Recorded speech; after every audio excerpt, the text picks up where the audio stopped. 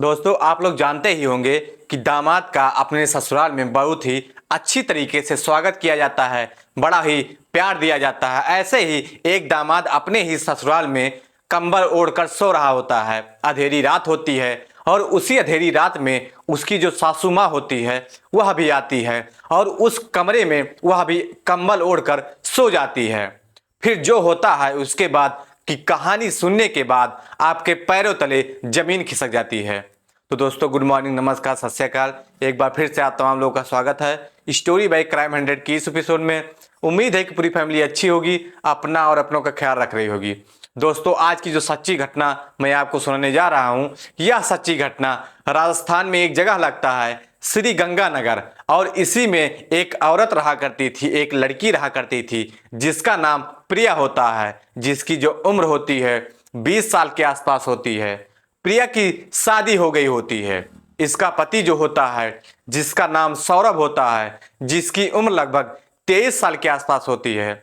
सौरभ की शादी हुए महज अभी 2 साल ही बीते हुए थे। सौरभ की शादी जो होती है वह 15 नवंबर 2021 को होती है। हम बता दें कि सौरभ एक किराने की दुकान चलाता है। वही किराने की दुकान वह चलाता है और उसी से पैसा जनरेट करता है, अपने घर का पालन पोषण करता है।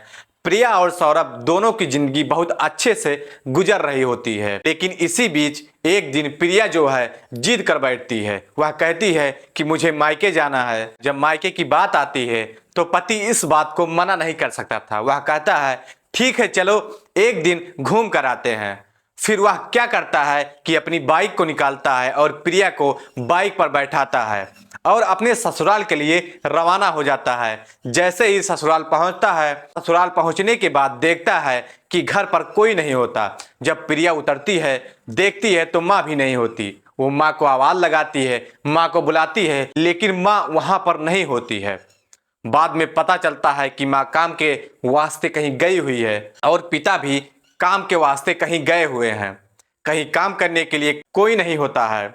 बाद में प्रिया जाकर अपनी माँ को बुलाकर लाती है खेतों में। तब बातचीत शुरू हो जाती है और बाद में जो दामाद होता है सौरभ, वो पूछता है कि सासू माँ से कि सब कुछ ठीक है और मेरा साला कहाँ है, वो कैसा है, क्या हालचाल है, सब कुछ ठीक तो है। सासू माँ जो जवाब देती हैं, कहती हैं जो साला है आपका वह अभी काम कर रहा है और उसी की कमाई से जो है घर चल रहा है।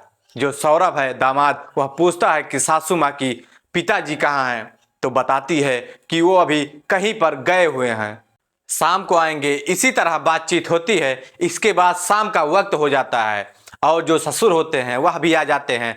बाद में दामाद, ससुर और प्रिया सभी मिलकर एक दूसरे से बातचीत करने लगते हैं, अपनी अपनी बातें शेयर करते हैं। और आपको बता दें कि सौरभ को 2 या 3 दिन के अंदर ही बाहर भी जाना होता है और इसी बीच में वह अपने ससुराल जाता है। सोचता है कि अपनी प्रिया को लेकर मायके में जाएं और वहां से घूम कर भी आ जाएंगे, और इसीलिए वह गया हुआ था। ससुराल जब यह सब चीजें हो जाती हैं तो खाना होने का वक्त होता है। खाने के वक्त सभी लोग खाना खाते हैं, रात का भोजन करते हैं और फिर अपने अपने कमरे में सभी लोग चले जाते हैं।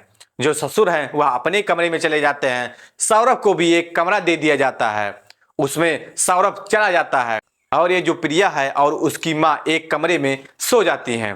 दोस्तों, अब क्या होता है, किसी तरह टाइम बीत जाता है और 11 बजे के आसपास का समय होता है।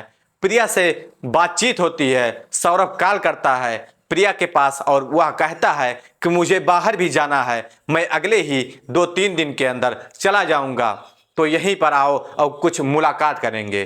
फिर उसके बाद क्या होता है, प्रिया जो है अपनी माँ को देखती है। माँ उसकी सोई होती है। वह दबे पांव अपने रूम से निकलती है और निकलने के बाद सीधा जो सौरभ है उसके कमरे में पहुंच जाती है। दबे पांव जाकर दरवाजा खोलती है। जैसे ही दरवाजा खुलता है, उधर उसकी सासू माँ जो होती हैं वह भी जग जाती हैं और यह सभी चीजें जो हो रही होती हैं उनको देख रही होती हैं। बाद में वह जो सासू माँ होती हैं वह सोचने लगती हैं कि मेरी बेटी इतनी रात को कहाँ जा रही होती है। अब सासू माँ उसको फॉलो करती हैं, उसका पीछा करती हैं। पीछा करते करते जब जाती हैं तो देखती हैं कि प्रिया अपने पति के कमरे में जाती है। जब यह देखती हैं, देखने के बाद वह देखती हैं कि वह दोनों आपस में संबंध बना रहे हैं। एक दूसरे से प्यारी प्यारी बातें कर रहे हैं। फिर जो सासू माँ होती हैं चुपके से आती हैं और अपने कमरे में जाकर सो जाती हैं। कुछ वक्त बीतता है, उसके बाद प्रिया भी अपने पति के कमरे से निकलकर वापस आ जाती है, अपनी माँ के कमरे में चली जाती है और जाकर वहां पर सो जाती है। आपको बता दें, फिर से जो सौरभ होता है वह फिर कॉल करता है प्रिया के पास और कहता है कि तुम फिर से आ जाओ। वह मना करती है और कहती है कि रिश्तों का लिहाज रखो, अब मैं नहीं आ सकती। सुबह जब मैं जगूंगी तो पता चलेगा कि तुम्हारे कमरे में मैं हूं और यहाँ पर सोई थी, तो क्या कहेंगे लोग, इसलिए मैं नहीं आ सकती। इन बातों को सासू माँ बहुत ही अच्छी से, बहुत ही ध्यान से सुन रही होती हैं। बाद में क्या होता है, सासू माँ चुपके से कुछ वक्त बीतता है, सासू माँ अपनी बेटी को वहां पर छोड़ती हैं प्रिया को और अपने कमरे से निकलकर दामाद के कमरे में चली जाती हैं और वहां जाकर कंबल ओढ़कर दामाद के पास ही सो जाती हैं। उसके बाद फिर होना क्या होता है, अनहोनी हो जाती है। जो दामाद होता है वह अपने सास के साथ ना चाहते हुए भी संबंध बनाना शुरू कर देता है। फिर दामाद को अजीब सा लगता है, कुछ अटपटा सा लगता है। उसके बाद में वह अपने मोबाइल को निकालता है, फ्लैश ऑन करता है और जब टॉर्च ऑन करने के बाद देखता है तो उसके साथ उसकी सासू माँ होती है। वह डर जाता है, उसे बहुत बुरा लगता है। वह कहता है कि मैंने यह क्या कर दिया है, मैं अपराध कर दिया हूँ। लेकिन सासू माँ उसे समझाती हैं कि कोई बात नहीं है, तुम संबंध बना सकते हो। उसके बाद क्या होता है वो रुकता ही नहीं है। अब जैसे ही सासू माँ वह इजाजत दे देती हैं, फिर यह रिश्ता बनना शुरू हो जाता है और फिर सासू माँ चुपके से उठकर अपने कमरे में चली जाती हैं। इस तरह से सवेरा होता है। जब सवेरा हो जाता है तो सुबह उठने के बाद जो सासू माँ होती हैं वह प्रिया से कहती हैं कि तुम सौरभ से कहो कि वह 3-4 दिन के लिए और रुक जाए, वह अभी कहीं ना जाए। जब ऐसी बातें सासू माँ कहती हैं तो कहीं ना कहीं प्रिया भी कहती है कि माँ की बात है, मान लो कि माँ कह रही है तो रुक जाओ, मत जाओ बाहर, तो 2-4 दिन के बाद ही जाना। अब इस बात को सुनकर सौरभ जो होता है वह भी मना नहीं कर पाता, कहता है ठीक है। अब क्या होता है कि जो सौरभ है और उसकी जो सास होती है यह दोनों संबंध बनाना शुरू करते हैं। एक बार जब यह सिलसिला शुरू हो जाता है तो बाद में रुकने का नाम ही नहीं लेता।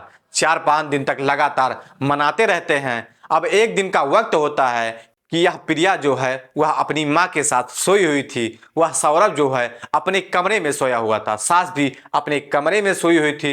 अब क्या होता है कि प्रिया को एक तो शक हो गया होता है पहले ही कुछ इस तरह से बातें देखकर, और कुछ देखकर देखने के बाद प्रिया उस दिन सोचती है कि मैं देखना चाहती हूँ कि क्या हो रहा है।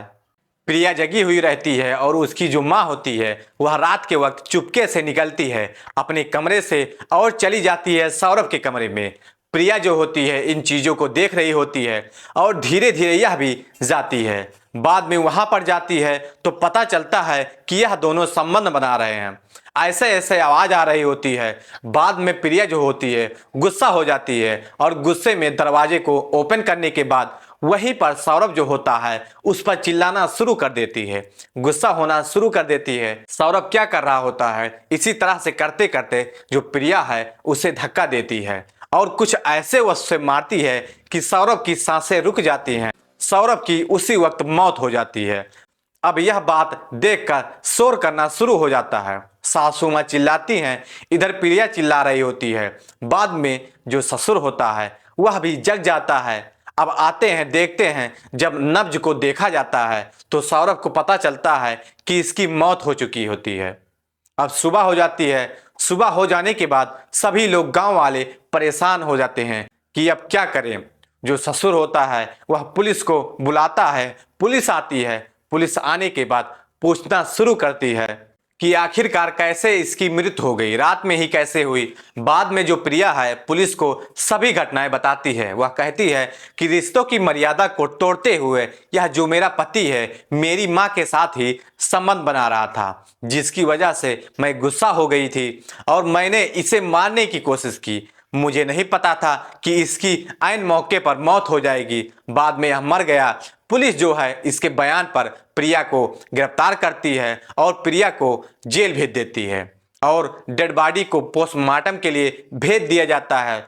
तो दोस्तों, हर कहानी में कुछ ना कुछ मैसेज मिलता है। इस कहानी से यह मैसेज मिलता है कि आप एक हद में रहो, एक लिमिट में रहो, क्योंकि आप सबके साथ संबंध नहीं बना सकते हो। समाज की मर्यादा है, जो रिश्ते की मर्यादा है उसको समझो, उसकी अहमियत को समझो। आप किसी के साथ संबंध बनाना शुरू कर दो, यह बिल्कुल गलत है। हमारा समाज इसकी इजाजत बिल्कुल भी नहीं देता, कतई नहीं देता। ऐसा हो ही नहीं सकता। यह गलत था तो गलत है। इसका और भी तरीका था, इसकी सजा हो सकती थी, लेकिन प्रिया यहाँ पर गलत कदम उठाती है और खुद अपने पति की हत्या कर देती है, मौत के घाट उतार देती है। यह भी गलत है। इसके लिए कानून है, इसके लिए इसको सजा देनी चाहिए थी। ऐसा प्रिया को करना नहीं चाहिए था। हालांकि यह भी गलत है कि जो वह लोग संबंध बना रहे थे, ऐसा संबंध बिल्कुल हमारा समाज इजाजत नहीं देता बनाने के लिए, लेकिन वह बना रहे होते हैं। तो प्रिया भी कहीं ना कहीं बौखला जाती है, गुस्सा थी, ऐसे कैसे हो सकता है, ऐसा क्यों, यह मेरा पति ही कर सकता है, और इसलिए वह ऐसा कदम उठाती है। फिलहाल जो प्रिया है वह जेल के सलाखों के पीछे पड़ी हुई है। आपका क्या विचार है कमेंट सेक्शन में जरूर बताइएगा। तो दोस्तों, इस कहानी को सुनाने का उद्देश्य किसी को परेशान करना नहीं था, किसी का दिल दुखाना नहीं था। हालांकि आप लोगों को जागरूक करना था, आप लोगों को सचेत करना था। तो दोस्तों, इसमें माँ और बेटी के बारे में और जो उसका दामाद होता है उसके बारे में आप क्या कहना चाहते हैं कमेंट सेक्शन में जरूर बताएं। अगर चैनल पर नए हैं तो चैनल को सब्सक्राइब करें, शेयर करें और ज़्यादा से ज़्यादा लाइक करें, ताकि हमें भी मोटिवेशन मिलता रहे। तब तक के लिए जय हिंद, जय भारत।